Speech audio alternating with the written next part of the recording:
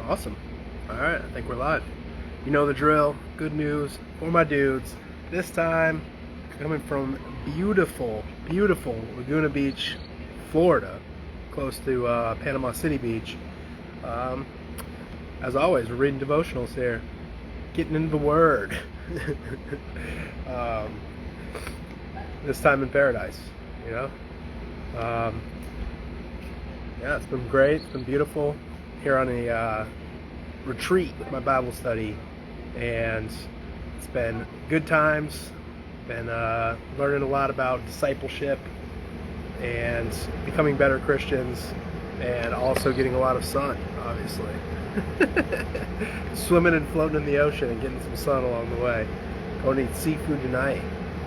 Um, Obviously, Tennessee isn't known for its seafood, so we got to go enjoy that while we can here tonight. 2 Acre ND Bear, what's going on? Hope all is well, brother. Copperette, Lily Daddle, Peaberry, a lot of legends in the chat. I love it. Welcome in. First devotional here we're going to read. Hope that AC that just kicked on isn't too loud. I'm in like my little courtyard of our little campsite, and I think we're going to do another one tonight or tomorrow morning from the actual beach. Toes in the sand in the beach. That's to be determined. That'll probably be more noise than that. It's the one drawback. Yeah, this first devotional here is by Tim Gustafson. It's called Gone the Sun. Gone the Sun.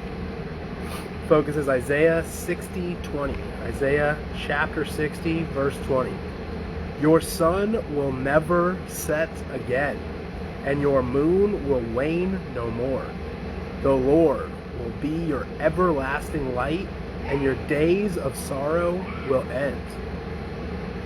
During the U.S. Civil War, General David Butterfield, that's a name, Butterfield, General Daniel Butterfield wanted a new melody for Lights Out.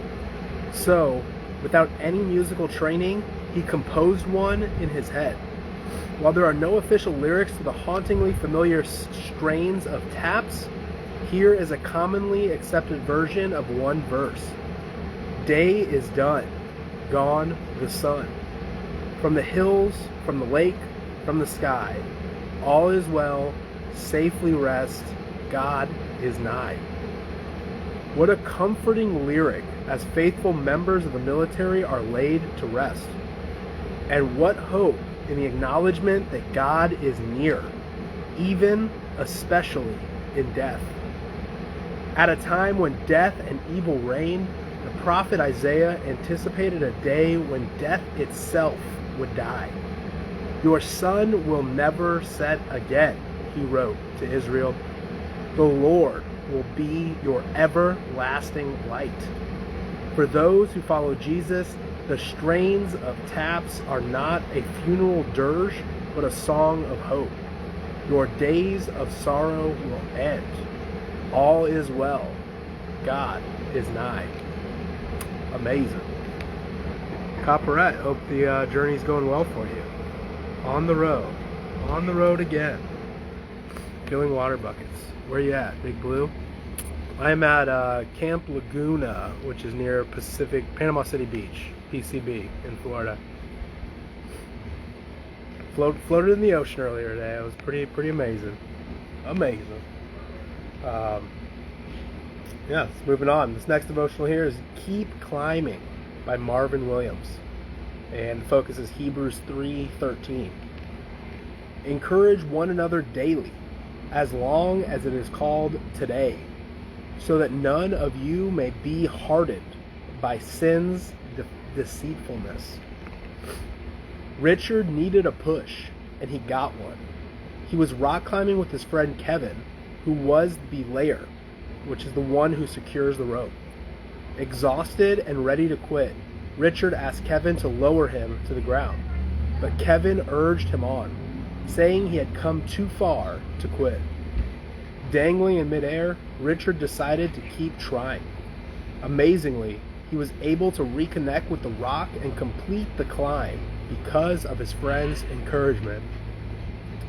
In the early church, followers of Jesus encouraged one another to continue to follow their Lord and to show compassion. In a culture riddled with immorality, they appealed to one another to live pure lives.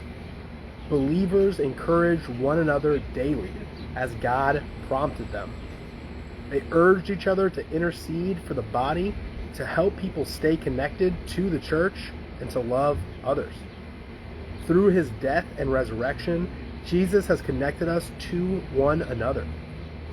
We have the responsibility and privilege to encourage fellow believers to finish the climb. We have the responsibility and privilege to encourage fellow believers to finish the climb. That's amazing. Woke Batman, what's going on? Kendall's cough. Hey Kendall, I hope that cough isn't too painful today. Copperette is almost home, 2.5 hours. Man, that's amazing. Hope it was awesome. Here we at Rhino's celebration, the epic bear meetup that Rhino put on. Yeah, I can't wait to hear about all your travels and join you on Hanging with Bears in a week or two. Yeah. I promised I wouldn't read any space ones. This next one's a space one. Nothing about space or dinosaurs, because obviously those are fake. Finding Focus is the next one. Tom Felton writes the devotional Finding Focus, and the focus here, the focus of Finding Focus, is Colossians 2:6-7. So then, just as you received Jesus Christ as Lord, continue to live your lives in Him, rooted and built up in Him, strengthened in the faith as you were taught, and overflowing with thankfulness. In 1977, Chris Bonington and Doug Scott became the first mountain climbers to summit an infamous peak known as the Ogre in Pakistan. During their descent, however, Doug slipped and broke both of his legs. It's pretty intense. Chris also had a mishap resulting in several broken ribs. Doug, who crawled for 12 days over rocks, snow, and ice to make it back down the mountain, said he did so by focusing on one feature at a time. To think about the whole thing was a bit mind-boggling. Amazingly, both men survived. The focus Chris and Doug displayed reminds me of the focus Paul encouraged the Colossians to maintain in their spiritual ascent. A call to stay strong and not fall. The apostle, writing from prison, told the new believers at Colossae to persist in their faith in Jesus. As you received Christ Jesus as Lord, continue to live your lives in Him, he wrote. Your faith will grow as you were taught. Are you distracted or discouraged today? Remember what Jesus has done and find all you need in Him to press on. Yeah. Find all you need in Him to press on. Another space one. Here's how it starts. When the U.S. launched its space program in 1958. We're going to skip ahead. I also don't like them when it's someone writing about his own life. I'm picky about this devotional book now. I've read too many weird ones. Here we go. This is a good one. Outrunning Cheetahs. Let's see what Outrunning Cheetahs is all about. By Mart Dahan, and the focus is Isaiah 47:31. Isaiah 40, chapter 40, verse 7 and verse 31. The grass withers and the flowers fall, because the breath of the Lord blows on them. Surely the people are grass, but those who hope in the Lord will renew their strength. They will soar on wings like eagles. They will run and not grow weary. They will walk and not be faint. The majestic African cheetah is known for reaching speeds of 70 miles per hour in short bursts, but it doesn't do so well over distances. A BBC News item reports that 4 members of a Kenyan village actually outran 2 cheetahs in a 4-mile foot race. 2 large cheetahs had been feeding on village goats, so the men came up with a plan. They waited until the hottest part of the day and then chased the cats, tracking them down when the animals couldn't run any farther. The exhausted cheetahs were safely captured and turned over to authorities for relocation. Can we see ourselves in the cheetah? Our strengths might seem impressive, but they are short-lived. As the prophet Isaiah reminds us, we are like wild flowers that soon wither. At the end of ourselves, our God offers comfort. A surprise rises up to meet those who wait on the Lord. He can renew our strength. By His Spirit, He can enable us to rise up on wings like eagles, or to run and not be weary. Oh snap, what's going on, Green Thumb Bear? Hope all is well, brother. Holy crap, I have that verse tattooed on my arm. That's awesome, Isaiah 40. Isn't that amazing? Nice little synchronicity in the afternoon. Yeah. Nice little synchronicity. Hope all is well, brother. Loved your Hanging with Bears episode. HW Bears on Telegram. I think it's HW Bears on Instagram. I always forget the actual handle. But check out Hanging with Bears. Everyone's crushing over there.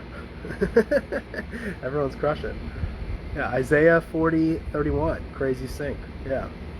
They will soar on wings like eagles. They will run and not grow weary. They will walk and not be faint. That's an amazing verse. Amazing. And man, another stargazing one. How's it going?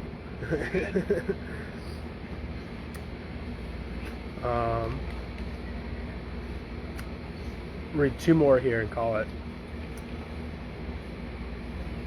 2 more here. Another one that starts. I'm not exactly what you'd call a stargazer. Got 2 more here, and we'll call it. And hopefully we'll be back either later tonight or tomorrow morning. I want to get my girlfriend on the stream, and this is going to go from a good news with my dudes episode, as always. I think this is episode 28. Good news for my dudes, and it'll turn into good news for the ladies with my girlfriend as she reads from her female-inspired or empowered devotional book. But yeah, this one is it's from James Banks, written by James Banks. It's called Always Listening. Always Listening. And the focus is Psalm 145:18. Psalm 145:18. The Lord is near to all who call on Him, to all who call on Him in truth.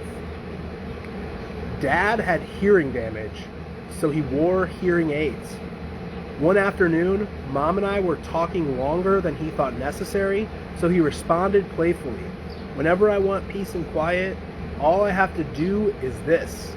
He turned off both hearing aids, folded his hands behind his head, and closed his eyes in a serene smile. Kind of like cute Lady QAnon's husband. Kind of like little Lady QAnon's husband, just to turn off those hearing aids. We laughed. To Dad, the conversation was over. How different God is from us. He always wants to hear His children. This is underscored in a short prayer of Nehemiah. A servant to the king of Persia, Nehemiah was visibly sad in the king's presence. When the king asked why, Nehemiah said the city of his ancestors lay in ruins. Nehemiah recounts, "The king said to me, 'What is it you want?' Then I prayed to the God of heaven, and I answered the king." Nehemiah's prayer lasted only a moment, but God heard it, and his request to rebuild Jerusalem was approved. Isn't it comforting to know that God cares enough to listen to all of our prayers, whether they be short or long? Always listening. Always listening.